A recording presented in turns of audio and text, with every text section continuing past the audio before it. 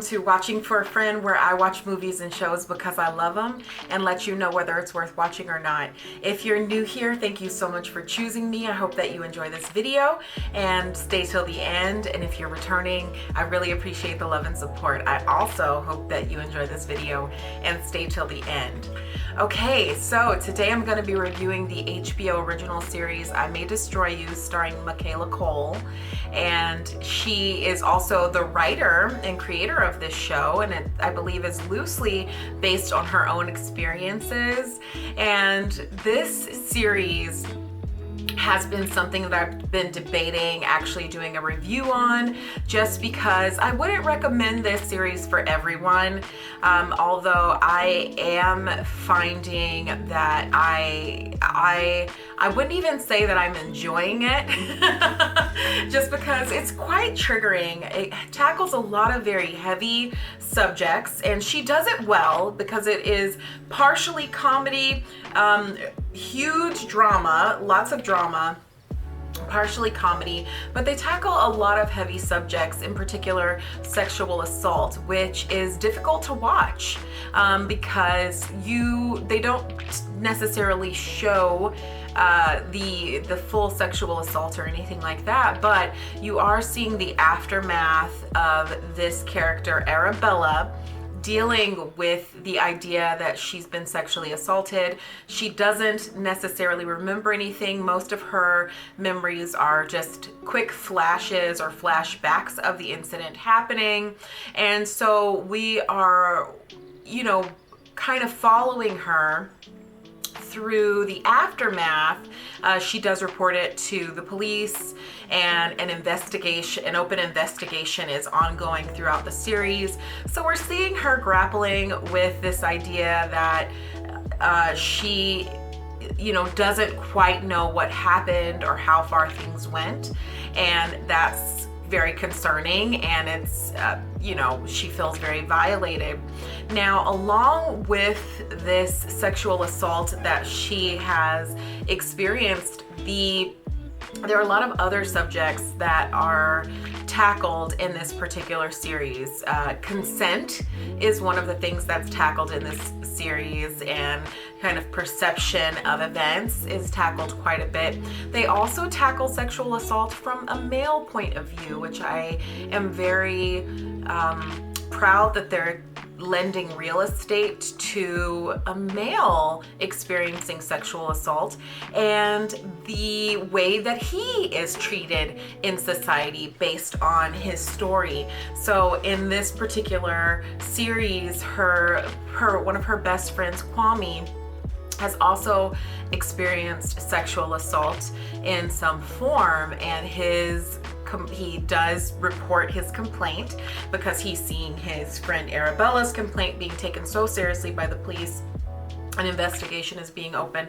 Now, when he goes to that exact same police station to report his sexual assault, he isn't treated nearly as seriously as Arabella is treated, and it's very awkward, the encounters that he's having to tell police.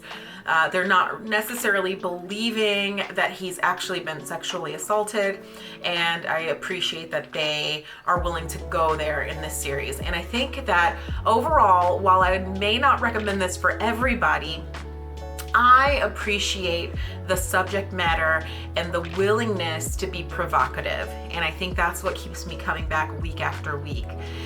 So let's talk a little bit about Michaela Coel. I really appreciate her writing in here. She is well known for a series that's on Netflix called Chewing Gum.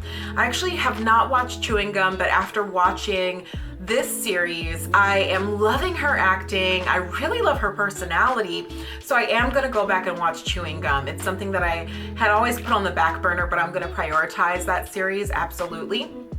I do like her acting. I like her character. She is so unique in this particular series.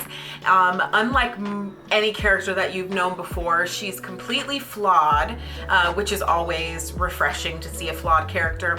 But she's also quite frustrating, I'm finding, in this series, partially because she doesn't make great decisions, and it's difficult to empathize for me with her in a lot of this series, even though you know the things that she's going through are serious. You know that she's acting out because of this trauma. She's so different from me that I'm finding her actions and her decisions quite frustrating. We also see her start to rely more on drugs and alcohol post this sexual assault. Seems like she's just a partier to begin with, but post the sexual assault, it seems like things they start to spiral a little. But as we are nearing the end of the series, we are starting to see her come out of that a little bit and start to move on to a new stage in recovery. She's joined a group, a sexual assault survivors group, where she's able to talk through her feelings and process everything properly. Now, the other component to this show that I find a bit frustrating is her circle of friends. She doesn't seem to have a great circle of friends around her. Initially, she has her best friend Terry and Kwame. Kwame seems to be the only friend that is genuine, and we don't get a lot from him. He's very reserved in this series. He's shy. He holds back a lot from Arabella because she has this very effervescent personality, and he just kind of, is in her shadow. Terry, however, is equally as effervescent as Arabella, and they make a good team. But it's funny because from the very first episode, there was something about Terry that didn't sit well with me. And the more we go throughout the series, it's kind of being revealed that she's not the friend that Arabella thinks she is. And that is quite interesting to me. We only have 2 episodes left in this season, so it'll be interesting to see what happens with their relationship. But I get the sense that Terry is not great for Arabella in a lot of ways, even though sometimes they do have some very genuine moments. So again, that's just part of friendships. We're imperfect people and we make mistakes, but I'm not sure why the vibes with Terry are off. And we see in one of these later episodes, I believe it was last week's episode, Terry had given permission to Arabella's friends to leave her at the bar because she was too drunk and belligerent. But she is hiding this from Arabella, which is interesting because she's alongside her as she's reporting this sexual assault. She's always supporting her. She is, telling her to fight this and trying to keep her motivated, but she's leaving out the fact that she gave all of their friends permission to leave her alone, drunk, and that is the night that she was assaulted. And Terry is hiding this from Arabella rather than being honest. So there's something there, and it is bubbling to the surface. So it'll be interesting to see what happens with Arabella and Terry's relationship.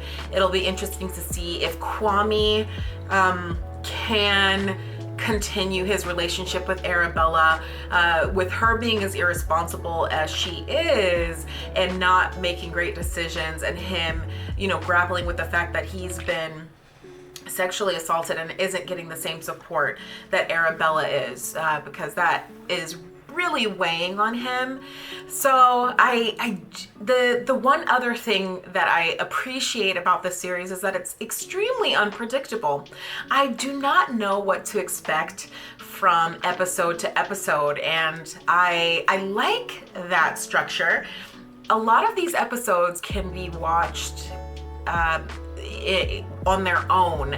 You wouldn't necessarily need a lot of background in order to understand or appreciate the episodes, but it is triggering, it is provocative. So again, I would not recommend this series for the faint of heart. It deals with a lot of subjects that make people uncomfortable.